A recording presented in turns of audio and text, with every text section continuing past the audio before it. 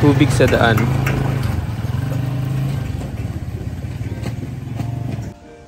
Nagbabadyang ulan. At putik sa daan. Ito yung mga dahilan kung bakit minsan tinatamad tayo maglinis ng mga motor natin. Lalo dito sa lugar namin, sobrang bahay, sobrang putik lagi. Kaya ang resulta, sobrang putik lagi ng mga motor. Kagaya na itong ating motor ngayon, sobrang dumi niya at sobrang putik niya. Sa last vlog natin, pinalitan natin yung kadena niya at sprocket. Siyempre, dumaan ang mga araw, umuulan, kaya sobrang putik niya. Kaya sa araw na ito, lilinisin natin yung motor na ito. So, paano nga ba ang tamang paglilinis ng motor? So, hindi naman ako expert sa paglilinis ng motor. Nakikita ko lang yung tamang paglilinis based sa mga napapanood ko sa YouTube or sa ibang mga vlog. Dati kasi ang ginagawa ko, so malamang yung iba sa atin, kapag maputik ng ganyan talaga, dire-direkta linis talaga natin. Papasain lang natin ng konti and then pupunasan agad natin or sasabunin agad natin. Pero ngayon, titingnan natin kung paano talaga dapat maglinis ng motor. Nilagay ko ulit siya ng stand para mas maikot natin yung gulong, para mas madali natin siyang malinis. So ganito yung unang ginagawa natin kapag tayo ay paglilinis ng motor natin. Una ko nililinis yung mga kadena, syempre. So bago ang lahat, kadena muna yung nililinis ko. So ginagamitan natin ng cleaner. So isa lang disadvantage ng cleaner na to, sobrang bilis niya maubos. So tingin ko isang gamitan lang talaga siya. Pero ito, nagamit ko kasi siya na nakaraan, kaya naubos agad siya, nawala agad siya ng laman.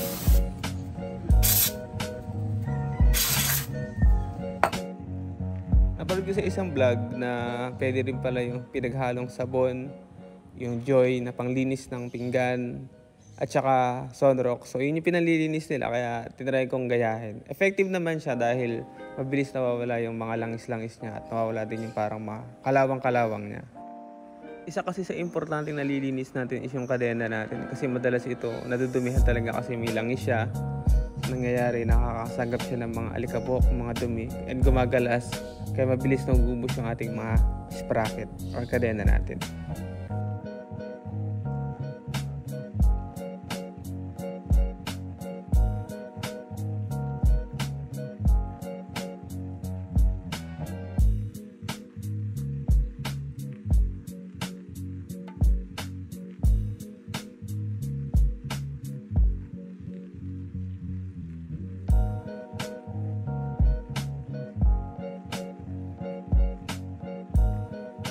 Dahilan din ito kung bakit minsan sobrang ingay ng kadena natin, kasi nawawala na yung grease niya dahil sa alikabok or sa dumi na nakukuha natin sa daan.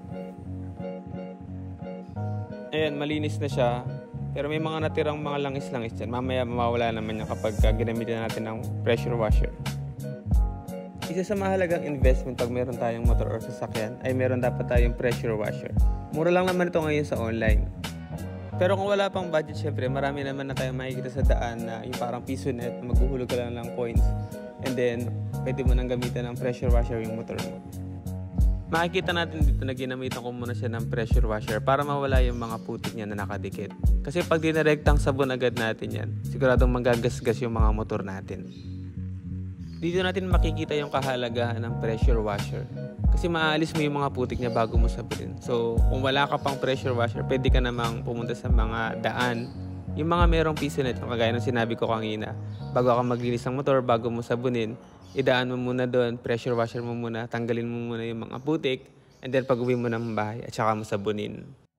Yung mga dati namin kasing motor, hindi pa uso yung pressure washer nun, kaya sobrang dami niyang gasgas. Kasi kapag nagkaputik siya, direkta namin siyang sinasabon. Dito pine-pressure washer ko na rin yung kadena niya at saka yung sprocket para mawala yung mga langis-langis niya, yung mga dumi niya talaga.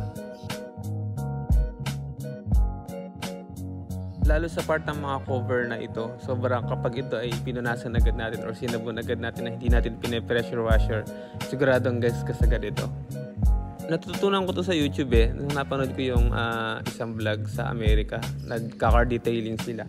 So di agad nila dinedirektang sabon. Nakita ko, pine-pressure washer muna nila and then pinaliwanag nila kung bakit ganun. So hindi pala pwede talagang direct na sabon kasi magagasgas yung mga cover ng ating mga motor kapag direct ang sabon. Joy lang yung ginagamit ko sa panglinis ng motor. Hindi ako bumibili pa ng mga car shampoo talaga. So Joy lang to, yung panghugas ng pinggan. Maganda naman kasi siya kasi pagkatapos mo siyang linisin, makislap siya. Tanggal din ang sebong sangkatutak. Mas magandang unahin sa motor nating linisin is yung mga parang madaling magasgas or yung mga makikinis na part. So yun kasi yung gusto nating ingatan para hindi siya magasgas.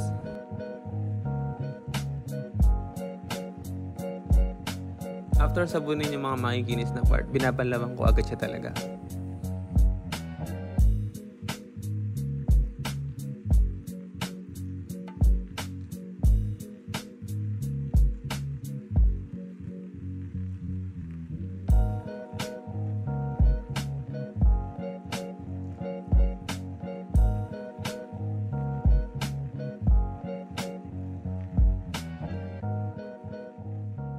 Next naman yung mga part na okay lang, medyo magasgas. So hindi naman sobrang gasgas, pero yung okay lang kahit na hindi sobrang ingatan. Kagaya ng mga makina, at saka yung mga gilid na ganyan.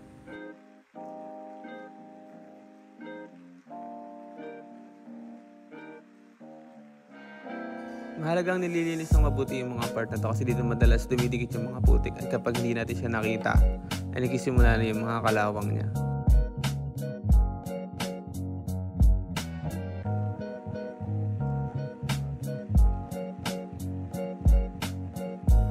Sa totoo lang, pag may motor ka, para kang may alagang bata eh. Yung paglilinis mo, yung pag-aalaga mo, so, parang ganun siya eh. And minsan din, totoo talaga na mas matagal pa tayo maglinis ng motor kaysa paliligo natin. Yung paglilinis ng motor natin, minsan umaabot ng 1 oras, pero yung paliligo natin 5 minutes lang. Ang dumi. Kada part na sinasabon ko, binabalawan ko agad. Ayoko kasing natutuyo yung sabon sa kanya eh.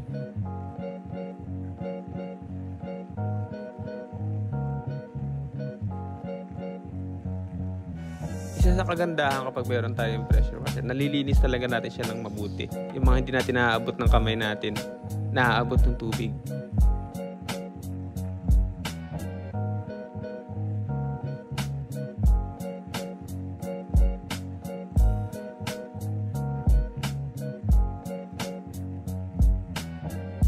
Ito yung reason kung bakit hindi ko muna binaba yung stand niya. Mahirap kasing linisin yung motor kapag nakababa siya. Hindi natin naaabot yung mga maruruming part kasi hindi natin naiikot yung gulong.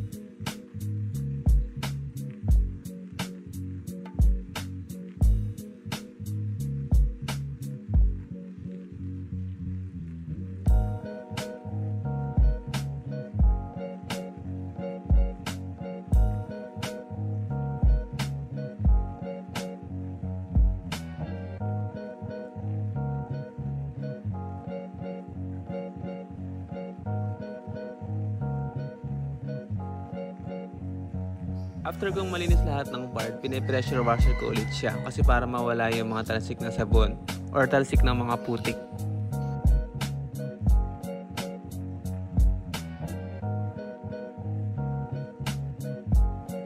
Dati ginagamitan ko ito ng dryer or yung blower, yung malakas na pangbuga na hangin.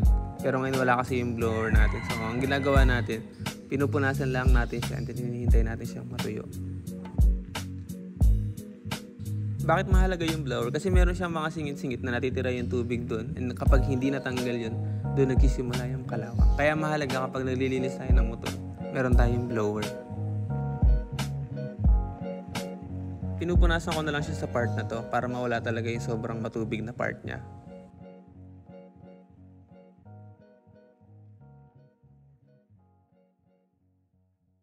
After nyan, i-sprayan natin siya ng pangpakislap. Pero hihintayin muna natin siyang matuyo.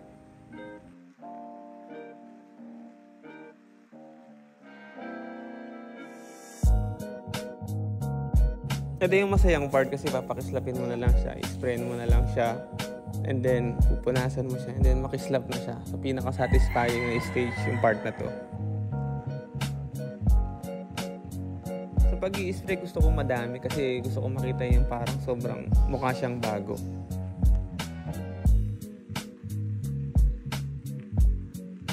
Hindi ko ini-spray yung upuan niya kasi pag in-sprayan ko or nahagip ng pang-spray, sobrang dulas niya pati yung sa angkas. Yan halos lahat ng part talaga ini-spray ko para magmukha talaga siyang bago.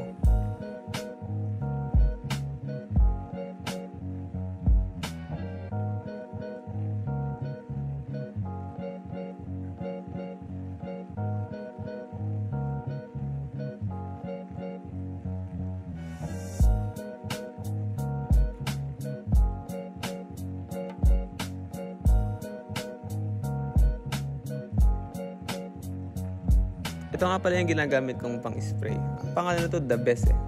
So sa pangalan pa lang, The Best na, diba? Hindi naman to sponsor, pero natutuwa kasi ako dito. Kapag in-spray mo siya, bababarin mo lang siya ng konti and sobrang ganda ng result niya. Nahawa yung kapatid ko naglinis niya ng motor.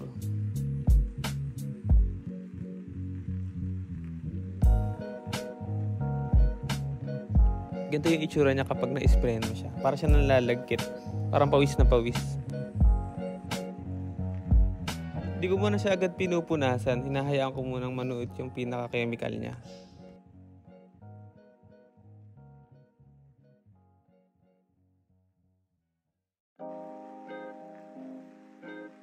So, ang ginagamit nating pamunas is yung microfiber cloth. Kasi kapag basahan lang or ibang mga tela, magagasgas pa din yung mga cover ng motor mo eh.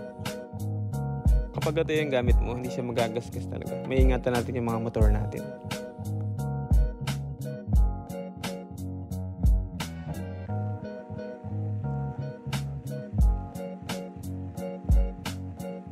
Ito yung isa sa gusto ko sa pang-spray. Sobrang nagiging black talaga. Yung mga part na parang faded na black. Kapag in-sprayan mo siya at nababa, tapos pinunasan mo siya, sobrang nagiging black talaga siya. Kaya nakakatawa yung product na to. Karaniwan nakikita ko yung BS1. Okay din naman yun. Pero totoo kasi ako dito. Sobrang ganda niyang gamitin. Kahit sa bakal o sa plastic, maganda siyang gamitin eh. Sobrang nagiging black talaga.